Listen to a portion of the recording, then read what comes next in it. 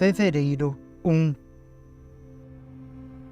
Êxodo 13, verso 17 a 15, verso 18. Quando, por fim, o faraó deixou o povo sair, Deus não os conduziu pela entrada principal que corta o território dos filisteus. Embora fosse o caminho mais curto, Deus disse: se eles tiverem de enfrentar uma batalha, pode ser que mude de ideia e voltem ao Egito.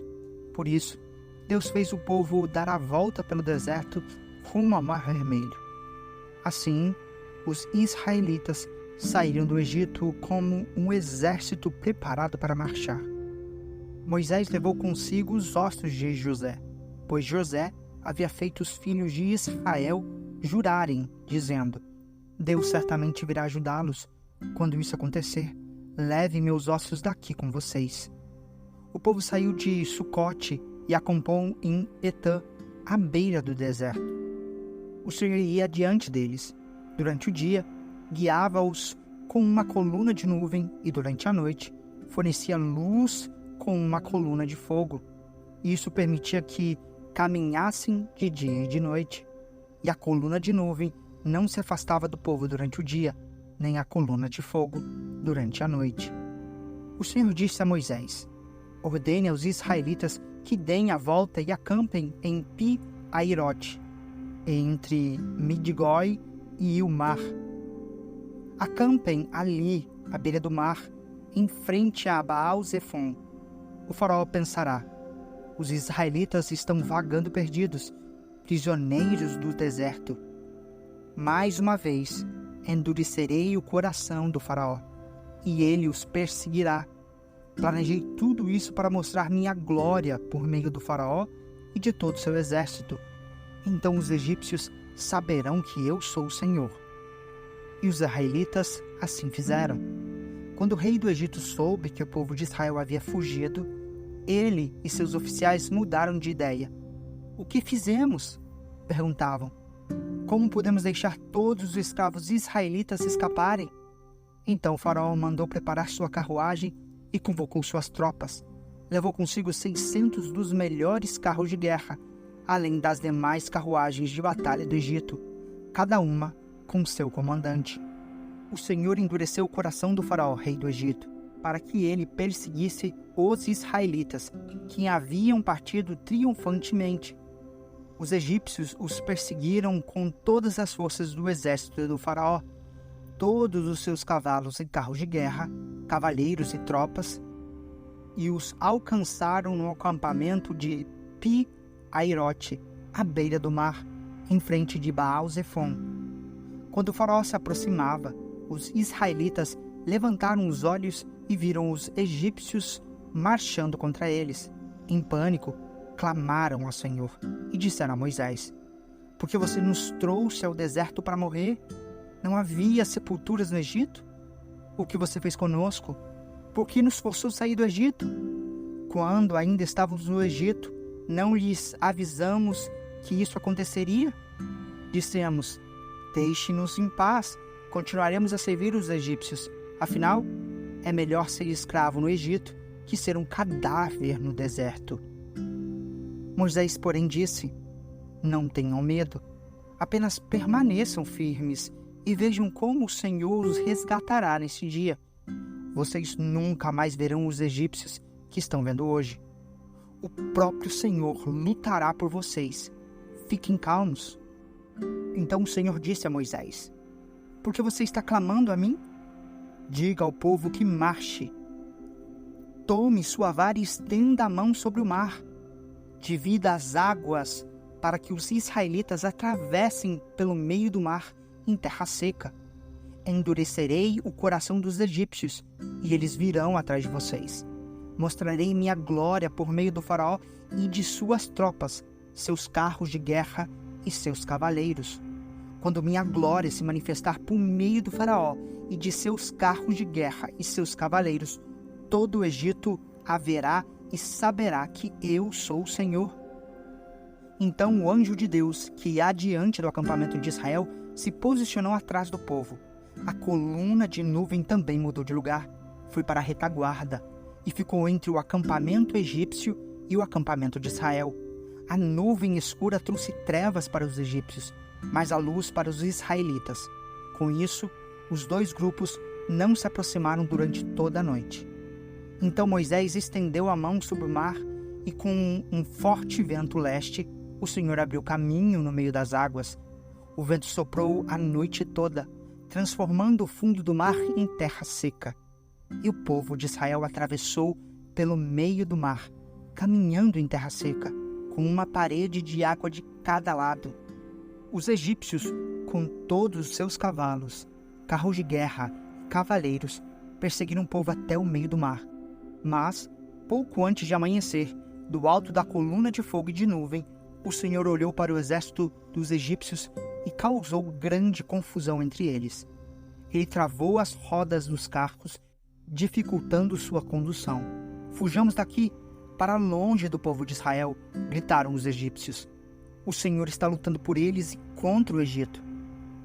Então o Senhor disse a Moisés: "Estenda a mão sobre o mar outra vez, e as águas correrão fortemente de volta ao seu lugar e cobrirão os egípcios, seus carros de guerra e seus cavaleiros." Assim, ao amanhecer, Moisés estendeu a mão sobre o mar e as águas voltaram fortemente ao seu lugar. Quando os egípcios tentaram escapar, foram de encontro às águas, e o Senhor os arrastou para dentro do mar. As águas voltaram e cobriram todos os carros de guerra e cavaleiros, todo o exército do faraó. Nenhum dos egípcios que havia perseguido os israelitas até o meio do mar sobreviveu. O povo de Israel, por sua vez, atravessou por meio do mar, em terra seca, enquanto as águas formavam uma parede de cada lado. Foi assim que o Senhor libertou Israel das mãos dos egípcios naquele dia, e os israelitas conseguiam ver os cadáveres dos egípcios na praia. Quando o povo de Israel viu o grande poder do Senhor contra os egípcios, encheu-se de temor diante dele e passou a confiar no Senhor e em seu servo Moisés. Então Moisés e o povo de Israel entoaram este cântico ao Senhor: "Cantarei ao Senhor, pois ele triunfou gloriosamente. Lançou no mar o cavalo e seu cavaleiro. O Senhor é minha força e minha canção. Ele é meu Salvador. É o meu Deus e eu o louvarei. É o Deus de meu pai e eu o exaltarei. O Senhor é guerreiro. Javé é o seu nome. Lançou no mar os carros de guerra e as tropas do faraó. Os melhores oficiais dos egípcios se afogaram no Mar Vermelho. Águas profundas os cobriram e afundaram como pedra. Tua mão direita, ó Senhor, é gloriosa em poder. Tua mão direita, ó Senhor, despedaça o adversário. Na grandeza de sua majestade, derrubas os que se levantam contra ti. Envias tua fúria ardente, que os consomem como palha. Com o forte sopro de tuas narinas, as águas se amontoaram, como muralhas se levantaram, e no coração do mar se endureceram. O inimigo dizia: eu os perseguirei e os alcançarei. Eu os saquearei e deles me vingarei. Puxarei minha espada e com forte mão os destruirei. Mas tu soprastes com teu fôlego e o mar os encobriu. Afundaram com o chumbo nas águas poderosas. Quem entre os deuses é semelhante a ti, ó Senhor, glorioso em santidade, temível em esplendor, autor das grandes maravilhas? Estendestes tua mão direita e a terra engoliu nossos inimigos. Com o teu fiel amor, conduzes o povo que resgataste. Com teu poder, os guias à tua santa habitação. Os povos ouvem e estremecem. A angústia só apodera dos que vivem na Filistia. Aterrorizam-se os líderes de Edom. Estremecem os nobres de Moabe. Desfalecem os habitantes de Canaã. Espanto e terror caem sobre eles. O poder de teu braço os deixa paralisados como pedra, até teu povo passar, ó Senhor, até passar o povo que compraste. Tu os trarás e o plantarás em teu próprio monte, no lugar reservado, ó Senhor, para a tua habitação, o santuário, ó soberano, que tuas mãos estabeleceram. O Senhor reinará para todo sempre. Mateus 21, versos 23 a 46. Quando Jesus voltou ao templo e começou a ensinar, os principais sacerdotes e líderes do povo vieram até ele e perguntaram: com que autoridade você faz essas coisas? Quem lhe deu esse direito? Jesus respondeu: eu lhes direi com que autoridade faço essas coisas se vocês responderem uma pergunta. A autoridade de João para batizar vinha do céu ou era apenas humana? Eles discutiram a questão entre si. Se dissermos que vinha do céu, ele perguntará por que não cremos em João, mas se dissermos que era apenas humana, seríamos atacados pela multidão, pois todos pensam que João era profeta. Por fim, responderam a Jesus: não sabemos. E Jesus replicou: então eu também não direi com que autoridade faço essas coisas. O que acham disto? Um homem que tinha 2 filhos disse ao mais velho: filho, vá trabalhar num vinhedo hoje. O filho respondeu: não vou. Mas depois mudou de ideia e foi. Então o pai disse ao outro filho: vá você. E ele respondeu: sim, senhor, eu vou. Mas não foi. Qual dos 2 obedeceu o pai? Eles responderam: o primeiro. Então Jesus explicou: eu lhes digo a verdade. Cobradores de impostos e prostitutas entrarão no reino de Deus antes de vocês, pois João veio e mostrou o caminho da justiça. Mas vocês não creram nele, enquanto cobradores de impostos e prostitutas creram. E, mesmo depois de verem isso, vocês se recusaram a mudar de ideia e crer nele. Agora ouçam outra parábola. O dono de uma propriedade plantou um vinhedo, construiu uma cerca ao redor, um tanque de prensar e uma torre para o guarda. Depois, arrendou o vinhedo a alguns lavradores e partiu para um lugar distante. No tempo da colheita da uva, enviou seus servos a fim de receber sua parte da colheita. Os lavradores agarraram os servos, espancaram um deles, mataram o outro e apedrejaram o terceiro. Então o dono da propriedade enviou um grupo maior de servos para receber a parte dele. Mas o resultado foi o mesmo. Por fim, o dono enviou seu filho, pois pensou: certamente respeitarão meu filho. No entanto, quando os lavradores viram o filho, disseram uns aos outros: aí vinha o herdeiro da propriedade, vamos matá-lo e tomar posse dessa terra. Então o agarraram, o arrastaram para fora do vinhedo e o mataram. Quando o dono da terra voltar, o que vocês acham que ele fará com aqueles lavradores? Perguntou Jesus. Os líderes religiosos responderam: ele os matará cruelmente e arrendará o vinhedo para outros, que lhes darão sua parte depois de cada colheita. Então Jesus disse: vocês nunca leram as Escrituras? A pedra que os construtores rejeitaram se tornou a pedra angular. Isso é obra do Senhor e é maravilhosa de ver.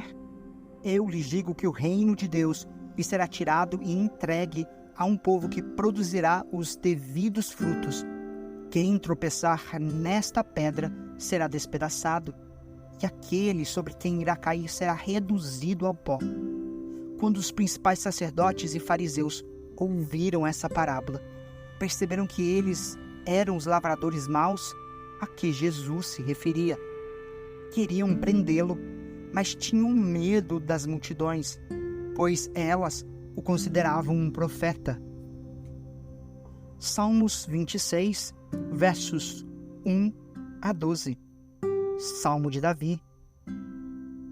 Declara-me inocente, Senhor, pois tenho vivido com integridade. Tenho confiado no Senhor sem vacilar. Põe-me à prova, Senhor, e examina-me. Investiga meu coração e minha mente, pois estou sempre consciente do teu amor e tenho vivido de acordo com a tua verdade. Não passo tempo com mentirosos, nem ando com hipócritas, Detesto as reuniões dos que praticam o mal e não me associo aos perversos. Lavo as mãos para declarar minha inocência. Venho a teu altar, ó Senhor, para entoar um cântico de gratidão e anunciar todas as tuas maravilhas. Amo o teu santuário, Senhor, o lugar onde habita a tua presença gloriosa. Não permitas que eu tenha o destino dos pecadores. Não me condenes junto com os assassinos. Eles têm as mãos sujas de tramas perversas e vivem a aceitar subornos. Eu, porém, vivo com integridade. Resgata-me e tem misericórdia de mim. Agora estou em solo firme e louvarei o Senhor no meio do povo. Provérbios 6, versos 16 a 19.